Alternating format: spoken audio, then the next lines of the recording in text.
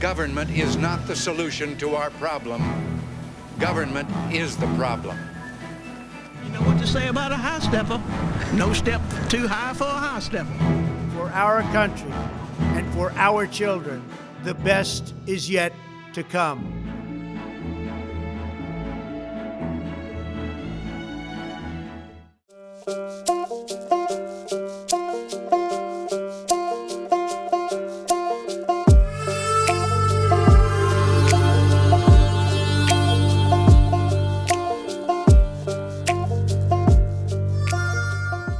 Guys, thanks for tuning in to the Grand Old Podcast. As you can see, we have got our great Senator Richard Shelby. Sir, thank you for being on. Well, you're kind to have me. Well, I tell you, I've been so excited driving down from Hartselle to Tuscaloosa, just thinking of your career and everything that you've done for the state of Alabama is just remarkable and unbelievable. Well, thank you. I had some good years. I had a lot of people helping me in the state, in Washington and everything else. But all my life, I've probably had a lot more ideas than some of them weren't good, but some of them turned out good. And, but my thoughts always dealing with to help people back home when I was in Washington, to give them opportunities. Don't give them a check, give them opportunities to work. Create jobs, let the market work. Have good education facilities, have good infrastructure, and compete in the world. And things work out if you work it that way. Absolutely. Well, you have definitely done that. I don't know of a facility that almost had your hand in, your involvement of it being established. And I'd love to, so this is more of, I'd love to know who Richard Shelby is as a person. Okay. So I would love to know. I'll tell you a little about myself. Well, I'd love to hear it. Where you were born? I grew up in the Birmingham, Jefferson County area, and not too far from Birmingham Southern College, if you can put it in downtown Birmingham. Fairfield Highlands, it was a working neighborhood. My dad, I came from a big family. And as a matter of fact, I had 6 sisters older than I, 1 brother younger, 8 of us all together. And I'm glad. And people had big families then. Of course, I'm 92 years old now. You remember, nearly 100 years ago. And my mother stayed home and raised a family. She had her hands full, and most of us did pretty well. And I went to the public schools, came to the University of Alabama, and graduated undergraduate school, went to law school, and practiced law here in Tuscaloosa for 15 years. And while I was practicing law, I was also, at different times, I've served in other capacities too, part-time. I was a city prosecutor. I was a United States magistrate. I was a special assistant to the Attorney General over that period of 15 years at different times, which was broad experience. Mm-hmm. And in 1970, seems like yesterday to me, I ran for the first of 2 terms in the state Senate, running then as a Democrat. That's all that was in the state then, the courthouses and everything. For the most part. And I served 2 terms in the state Senate and was hoping to go higher. And so I had an opportunity in 78 to run for Congress, and I was elected to the first of 4 terms, 2-year terms, served in the U.S. House. And in 1986, I ran for the U.S. Senate and won the first of 6 terms. And so you never know. I had no idea I'd be in Washington 44 years and that I would have opportunities that came my way to help the people back home in Alabama and the nation. So I guess as you look back, I've had a good run. In my second term in the U.S. Senate, I changed parties. I was in the vanguard of the realignment of the parties. I had been a target of President Reagan and everybody else there in the state to change parties because I was a conservative Democrat. And a lot of them did. That's what built the party in Alabama, initially. So I was, as a Republican, I seemed to have had a lot of opportunities. I had Senator Dole, who was a majority leader then, paved the way for me and wound up as, over time, 36 years, chairing 4 different committees over different times. The Select Committee on Intelligence over the CIA and FBI, and the Banking Committee, the Rules Committee, and lastly, the Appropriations Committee and the Subcommittee on Defense. Wow. So I had some great opportunities. I worked out hard at it and hope that most of my decisions were good. I'm sure some of them I'd like to take back. Well, you mentioned President Reagan. He's one of my favorites. What was it like serving with him? Oh, he was a wonderful man. I was a member. I was a House, still a Democrat, and he had just come off of the assassination attempt. And my lady in my office, ran my office for 44 years, she called me, said that President Reagan has invited you for breakfast next week. I thought it was some of my friends that I went to school with, the University of Alabama, playing jokes on me. Mm-hmm. So I said, you better check that out. They said, and she did. She said, no. Said, you come in certain gate of the White House next Tuesday morning, and the president, 8 o'clock, breakfast. And I did. And I walked in the office, and all at once I realized I was by myself. There was President Reagan, Vice President Bush, and Chief of Staff Jim Baker, later Secretary of State, 3, and me. Remember, I'd been there 2 years. So what was going through your head? And I said, what do they want with me? They wanted me to change parties, me and Phil Graham, Texas. And President Reagan told me that he had been a Democrat all of his life, but said the party left you, and we wanted him. I didn't change parties then, but they laid the groundwork. They didn't quit. Finally, in '94, I changed parties and helped build the Republican Party, as I've told, in the state. Nobody does it themselves. It's a lot of people, but we wanted to build it around the courthouses because that's the power structures in the counties. Mm-hmm. And we did that. Now you're the head of the party, and you've got a viable party, another level, another generation of younger people that didn't even vote then. And mm-hmm. So you got great opportunities, and I'm hoping you'll do good things with it. I'm looking forward to the challenge. Thank you. So I think all of us can say, our best friends are our spouse. And always. Let's talk about the first day you met your wife.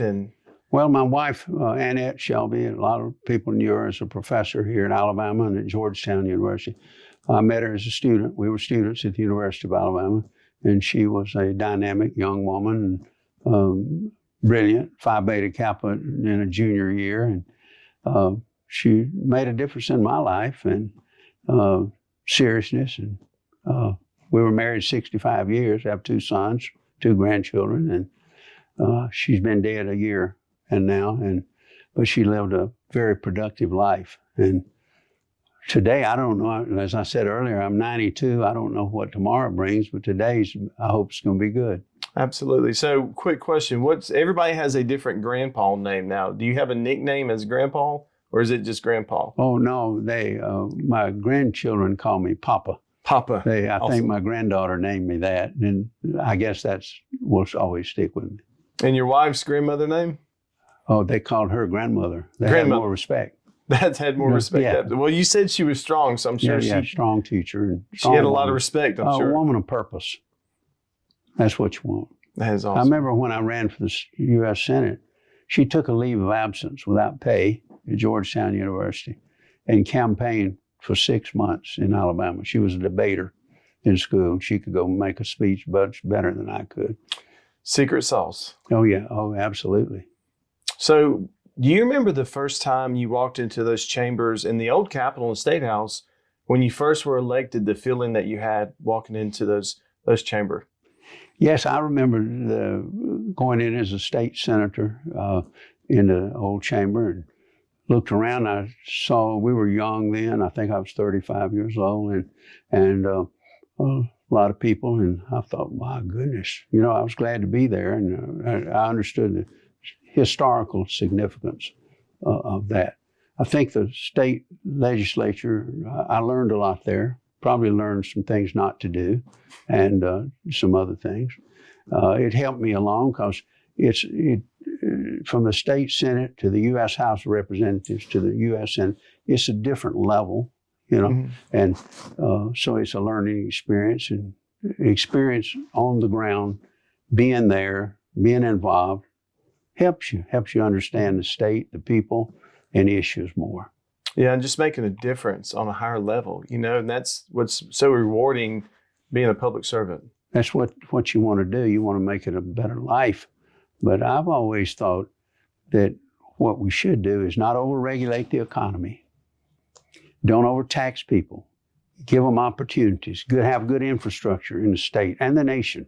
Think of the interstate highway. Think of our airports, everything. The railroads. And the internet, and communications, everything, and have good schools from the first grade on through colleges and universities, because a teacher makes a difference in your life.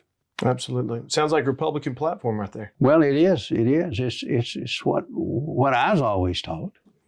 So I do have a question. I serve with Jabbo Wagner. So I want you to tell me some funny story about Jabbo. Well, Jabbo Wagner he comes out of a political family. I first met him when he was in the House and I was in the state Senate.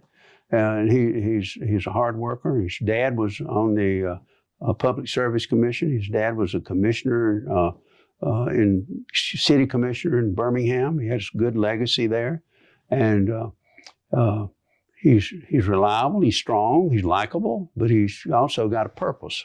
I think he's a decent man. I know his wife and family, and he's had a lot of successes, like everybody. Absolutely, he's probably one of the most respected men in our state house. Yeah, he's honest. Yes, honest to carry a long way. Well, you can just feel his presence when he's in the room. Oh, yeah. I mean, because he brings a lot of experience to the room. So when you won Congress first, after serving in the state Senate, what was it like going to D.C. versus Montgomery, and what was going through your head? Well, it was just a bigger arena. So you go from the state, one of 50 states, to the national legislature, the Congress, and it was big, 435 from 100 and some members of the U.S. State House and 35 in the State Senate to 435 members of Congress of all persuasions, different subspecies in the parties. And here we were Democrats, most of us, a lot of us from Alabama, voting with Republicans, a conservative on business and everything, and national security. And that's where I was. And that's what the Republicans did for years. They would recruit and had a connection with the Southern Democrats to vote on things good for the nation. Yeah. But that all changed with the realignment of the parties. It took a long time. But now the Democratic Party has gone so woke. So is a party now, it looks to be, a great many of them want to be the party of socialism. Well, they better go to some countries and see what socialism brings. That's right. We don't want that. Absolutely not. Well, I'm going to tell you, I will be fighting that. Absolutely. With every inch of my being. Well, you're in a good position. You're young and vigorous. I've been in the legislature, had experience in building and know something about life to sustain the party, take this party to another level. Build a big tent, bring people in. Don't run them out. That's right. But stand for something. Stand for something. Yes, sir, absolutely. So the one piece of legislation or the one project that you had that stands out in all of your career, what would it be? Oh, I don't know. It'd be tough because you have so many good. On the banking committee, for years, I was involved in just about everything, especially deregulation of banking and building up capital for banks and opposing bailouts for banks and anything else. But on national security, when I was chairman of Intel, I passed some legislation. A lot of that's classified, But on the defense appropriations, we funded all the military, and I was involved in that for years and years. There's too many to actually. Well, I don't know what to say. That's up to somebody to write about. Because you got the FBI. Yeah, that's a project. The FBI coming to Huntsville is a big milestone for Alabama, because it's going to be the second largest presence of the FBI in the world outside of Washington. In the world. It should grow to about 4,000 employees, maybe more. These are scientists and engineers. It's going to help take Huntsville another level. Mhm. And that's saying a lot because Huntsville has had a lot of levels. It just keeps growing. It does. So how are you enjoying retirement? Well, I've just it's my 4th year back home. I was scheduled just about every minute, every day, daylight to midnight generally for years. Now I'm here. I lost my wife a year ago, and so I take care of her dog. And I have 2 sons that live here. They take care. They check on me. But I go out a lot and see people. But I miss Washington, but I don't miss it every day. You got a good replacement up there, and Katie Britt. Oh, I believe absolutely. she's going to do a good job. Yes, sir. Absolutely. Doing a good job. Oh, absolutely. It's almost like you've been going 100 miles an hour and now you're at idle speed. And Stopped. Just stopped. Well, it's something we'll all have to go through. There's an alternative to that. Well, yeah, there is. It is. But I will say, I can't thank you enough for all you've done Thank for you. the state of Alabama and the Republican Party. Well, you keep working for the party, and you're working for the state and the people. Yes, sir. Thank you. Yes, sir. Thank you. Yes, sir. That's a wrap.